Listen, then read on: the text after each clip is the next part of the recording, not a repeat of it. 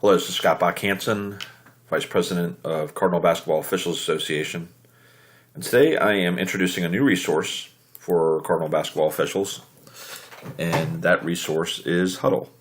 So, Hudl is a product and a service that's provided by Agile Sports Technologies. They're based out of Lincoln, Nebraska. Basically help teams and athletes review game footage and help improve their play. So the highlights about Hudl is they're the largest game video hosting service in the United States. Approximately 70% of the high schools in the state of Virginia are using Hudl as a preferred game video source. They are a web-based product that allows access to unlimited number of contests with unlimited number of users, both players and coaches. So we'll have to get used to that language. The ability to upload video from one additional source, but also DVD, camera, website, SD card, computer, etc. They have apps for the Apple iOS, so your iPhone, your Android, and your Windows devices will all be able to have those. Also allows for easy access to game video from other account holders, as an example, like schools that we service. And we have customizable restrictions available, and we can also track usage just to make sure that we're using it. So if we're going to make the investment, I hope that you'll consider using it. So why are we using Hudl? Well, it provides access to the game so officials can self-evaluate their performance. It allows our commissioner or commissioners and the ERC to evaluate more officials without the added travel requirement or scheduled times away from their families. Provides access to administrators to share clips of video, immediately upload video in a camp or SAP environment, which is what we did this summer. So I can take it right from the video and upload it into Hudl so it's ready right away. I will tell you, every time I watch Mike Preston do a presentation, I'm enamored because we have the best interpreter in the United States, bar none. And the reason I say that is now we're going to give him another tool. The professor has another tool for the lab. So he'll be able to create rules clinics, interpretations for members. He'll have a huge library to pull information from and access. He'll be able to clip plays and be able to send you guys learning videos. So during the season, instead of just reading some piece of paper, he'll be saying, this is why we're not doing this well. Here's a clip of the video. So it will help us with the way we do things. We'll have access to both girls and boys basketball programs to cover the entire officiating geography of CBOA. Obviously, they have to give us access in order to do this. So we'll share how that's going to happen. Also, it allows for improvement of all officials at every level if we use it correctly. Even if we understand that not all of the JV or freshman teams will record. So you're probably sitting there and go, well, how am I going to learn? Well, you can learn from watching other videos. We will push out some other training videos and some other things to watch. Once we go live, which I'll share with you in a minute, you'll be getting a couple of just test games so you can go in there and look and play around with it as well. Also, the ease of use is very strong, and there's some video tutorials, and they have some webinars and some other things that will help us be more successful with it. So what have we done so far? Well, we signed up with Hudl on June 1st. We actually signed up about 45 days before this with a trial version. They gave us a 60-day trial version. So we were able to get into that and play with it and see if it's what we wanted. We have attended webinars and trainings. I can't tell you how many webinars and trainings I've been to, but it's a lot. It's probably close to 20. I started using it this summer with both the Steve Gordon Cardinal Basketball Officials Camp and also the Summer Evaluation Program. We also reached out to a number of coaches and just asked them, can you send us some videos? We're trying to play with this. We're trying to evaluate this. The coaches have been fantastic. Some have sent, just one or two videos, which is what we asked for, but others sent 4 or 5. Westfield sent their whole season. So we have all of that loaded in. We also understand that a lot of schools will use Crossover, which is one of the competitors to Hudl. So as an example, I reached out to the South Lakes coach, Andrew Duggan, on the boys' side. He sent over a few videos on Crossover. So now we got to learn we got a chance to learn how to take those videos and move them over. DVDs, SD cards, YouTube, web links.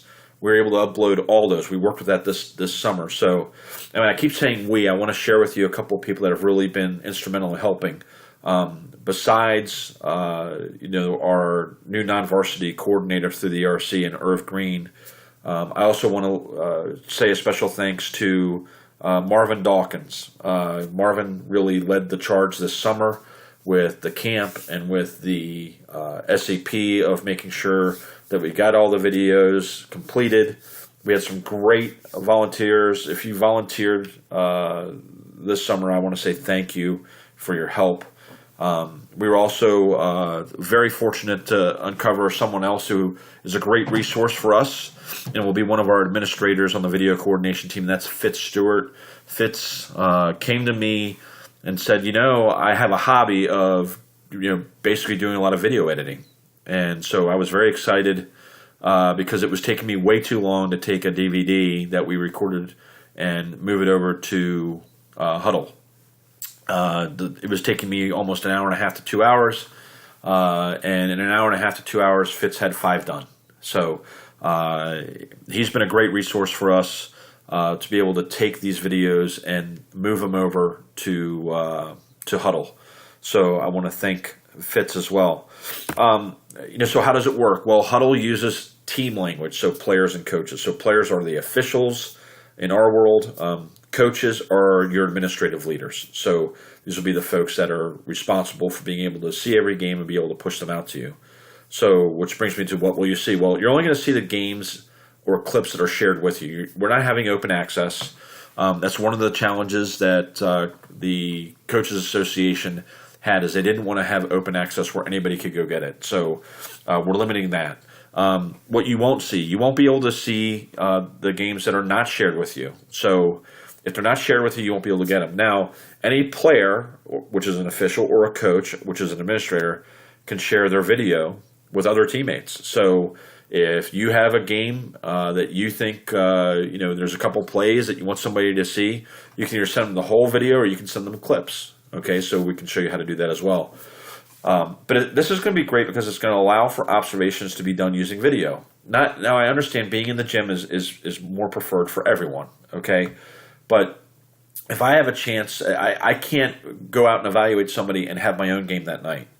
And there's some of our observers that are going to be geographically restricted. We don't want to Bill Oblas is going to be helping Irv in the non-varsity group, but I don't want to send Bill to T.C. Williams if he lives in Leesburg, okay?